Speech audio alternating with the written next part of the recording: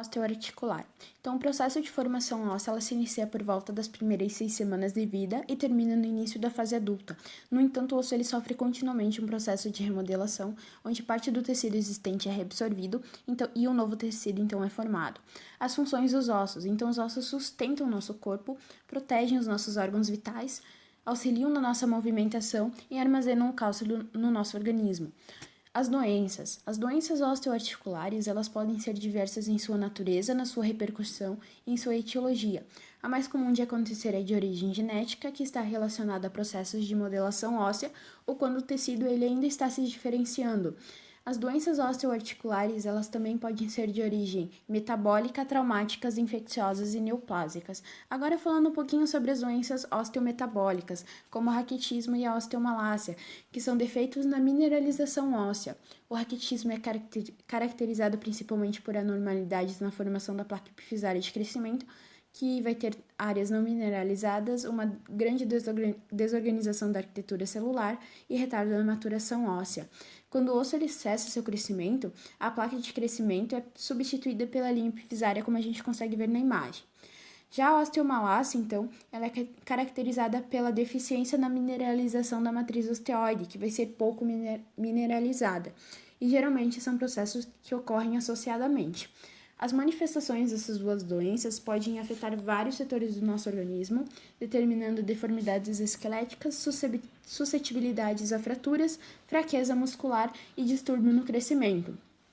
As manifestações dessas doenças, elas geralmente ocorrem, então, nas zonas de crescimento, tá? E nos membros inferiores, quando a criança começa a andar, são encontradas as alterações mais características, tá?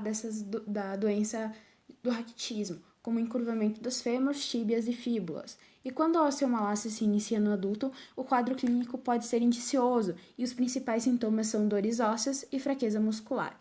E como é feito o tratamento? O tratamento dessa doença ela é feita pela exposição adequada à luz solar e com ingestão de alimentos ricos em cálcio, fósforo e vitamina D. Tá? Em casos mais graves, então, é feito por medicamentos, via oral. E se haver uma má absorção do medicamento, então é usado intramuscular.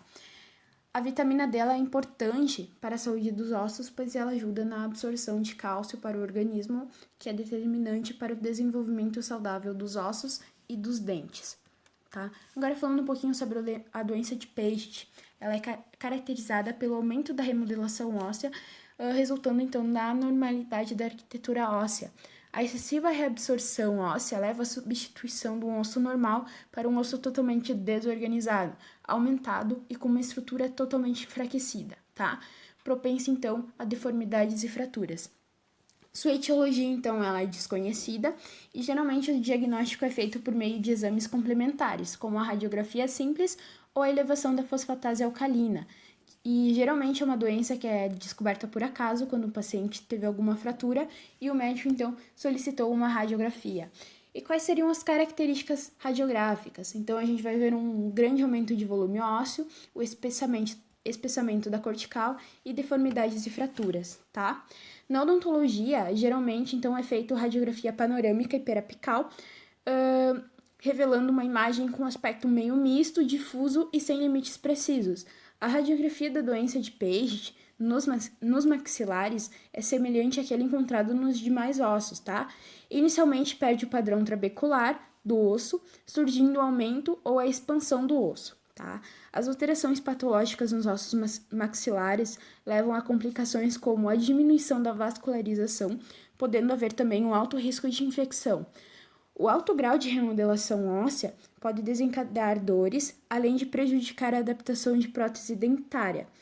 A desadaptação protética e a dor nos maxilares são frequentes em pacientes que possuem a doença de Paget. A osteoporose é uma doença óssea caracterizada pela diminuição na massa óssea e alteração na microarquitetura do osso. Os nossos ossos estão em um constante processo de renovação, que são formadas pelas células chamadas de osteoclastos, que têm a função de reabsorver áreas envelhecidas, e pelos osteoblastos, que têm a função de produzir ossos novos. Com o tempo, a reabsorção das células velhas aumenta e a deformação de novas células ósseas diminui. O resultado é que o osso se torna mais poroso e perde sua resistência. A osteoporose em âmbito bucal irá se manifestar partindo de um quadro sistêmico de comprometimento do paciente. Já que ela é caracterizada pela fragilidade óssea, é fácil concluir que a doença pode enfraquecer o maxilar e mandíbula.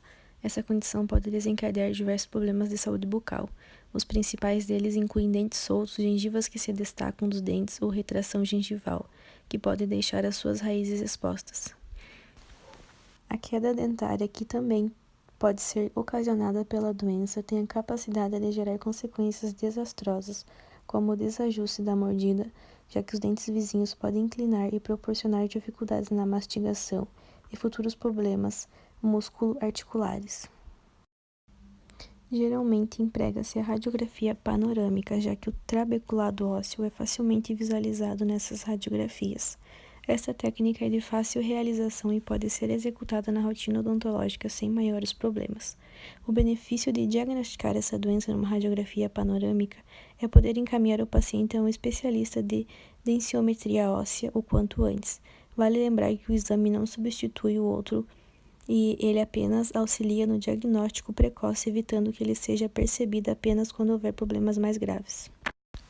A doença não tem cura, mas alguns tratamentos são capazes de melhorar a massa óssea, afastar os riscos de possíveis fraturas e impedir avanços no grau da doença. Para isso é preciso fazer um acompanhamento com o médico e realizar consultas de rotina com o dentista.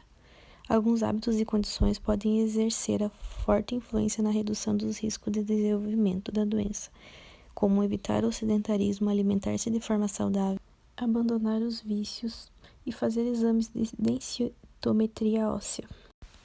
A osteoartrite é uma doença das articulações caracterizada por degeneração das cartilagens. Vai haver uma diminuição dos proteoglicanos na região das articulações, tendo então uma perda de líquido. Isso então irá permitir um atrito entre as cartilagens. Esse atrito vai promover uma lesão celular, desencadeando um processo inflamatório e causando muita dor. A osteoartrite é a forma mais comum de doença degenerativa que afeta o esqueleto humano e está geralmente relacionada ao aumento de carga mecânica, tensão e traumatismo das articulações, que também pode ser chamada de osteoartrose e é considerada na odontologia moderna, ao atingir a articulação temporomandibular, a forma menos sintomática da doença. Como consequência da doença degenerativa, podem surgir processos secundários em estruturas adjacentes caracterizados por incongruências mecânicas localizadas, que interferem com os movimentos naturais da ATM. Se houver suspeita da osteoartrite, radiografias simples devem ser obtidas da maioria das articulações sintomáticas.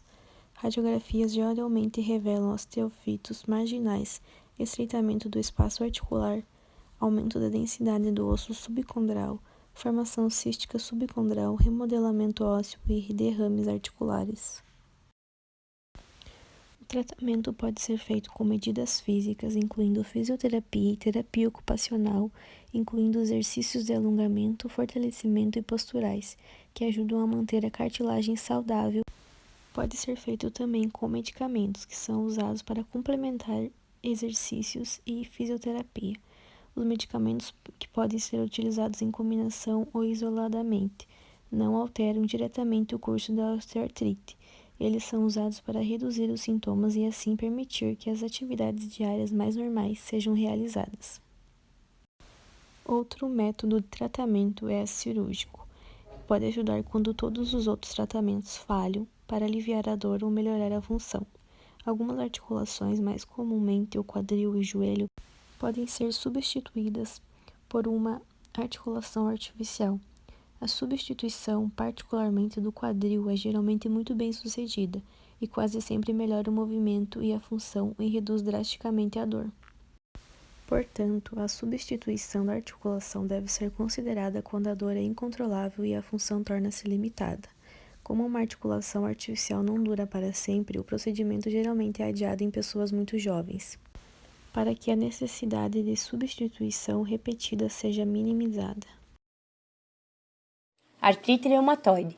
Ela é uma doença inflamatória e autoimune que vai afetar as articulações. Geralmente, os pés e as mãos são os mais afetados. Os pés incham, com muita dor e assim desgastando a articulação. Ela aparece entre os 35 e 50 anos, mas pode aparecer em qualquer idade. Uma doença similar à artrite reumatoide pode acontecer em crianças, chamadas de artrite idiopática juvenil. A origem dela ainda é desconhecida. As mulheres, então, são as mais afetadas. A genética vai influenciar bastante no padrão da doença, também como infecções virais e o tabagismo.